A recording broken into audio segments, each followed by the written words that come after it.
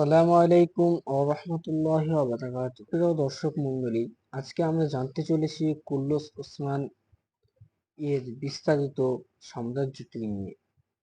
তো চলুন ভিডিওটি শুরু করা যাক। উসমান গাজী ছিলেন উসমানীয় তুর্কিদের নেতা এবং উসমানীয় রাজবংশের প্রতিষ্ঠাতা। উসমানের সময় উসমানীয় রাজ্য আকারে ছোট ছিল এবং পরবর্তীতে তা বিশাল সাম্রাজ্যে পরিণত হয়।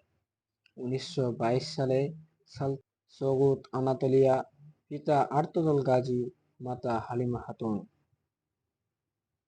একটি প্রচলিত মতানুযায়ী প্রথম উসমানের পিতা আর্তুগরুল মঙ্গোলদের অগ্রাসন থেকে রক্ষা করে তুর্কীয় কায়ি গোত্রের মধ্যে এশিয়া থেকে আনাতোলিয়ায় নিয়ে আসেন। উসমান রোম সুলতানাত প্রথম কায়কোবাদ প্রতি আনুগত্য প্রকাশ করেন। 1299 সালে 17 জানুয়ারি রোম সালতানাত তাকে আনাতোলিয়ায় রাজ্যে প্রতিষ্ঠাতা এবং পশ্চিমের বাইজেন্টাইনদের দিকে সীমা বৃদ্ধির অনুমতি প্রদান করেছিলেন। সেলজুকের ভাঙ্গনের পর আনাতোলিয়ার উদ্ভুক্ত ক্ষুদ্র তুর্কি রাজ্যসমূহের মধ্যে উসমানীয় রাজ্যের অন্যতম ছিল। এ সকল রাজ্যের মধ্যে উসমানীয় অবশেষে আনাতোলিয়া তুর্কি শাসনের অধীনে ঐক্যবদ্ধ করে মঙ্গোলদের পশ্চিম মুখ অগ্রসর করেন। অসংখ্য মুসলিম উসমানের রাজ্য আশ্রয় নেয় এবং বাইজেন্টাইন সাম্রাজ্যের পতনের মধ্যে দিয়ে উসমানীয় রাজ্য উত্থান হতে থাকে।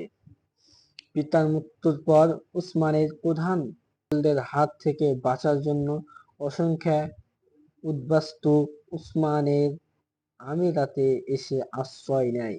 তাদের মধ্যে অনেক গাজী ছিল। উসমানের দক্ষ নেতৃত্ব ওই যোদ্ধাদের ক্ষুদ্র কার্যকর বাহিনী হিসাবে গড়ে ওঠে এবং এর ফলে সাম্রাজ্যের ভিত্তি স্থাপিত হয়।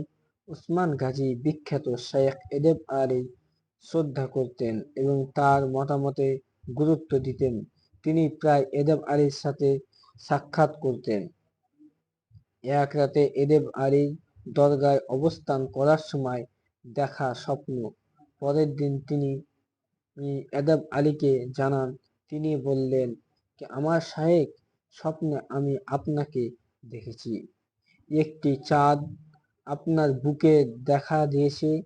এটি উড়তে থাকে এবং আমার বুকে এসে অবতীর্ণ হয়। আপনার নাভি থেকে একটি গাছ উঠে এটি বৃদ্ধি পায় এবং শাখা প্রশাখা এত বেশি হয় এর ছাড়া পুরো পৃথিবী আবির্ভূত করে ফেলে। এই স্বপ্নের অর্থ কি? কিছুক্ষণ নিশ্চুপ থাকার পর এদেব আলী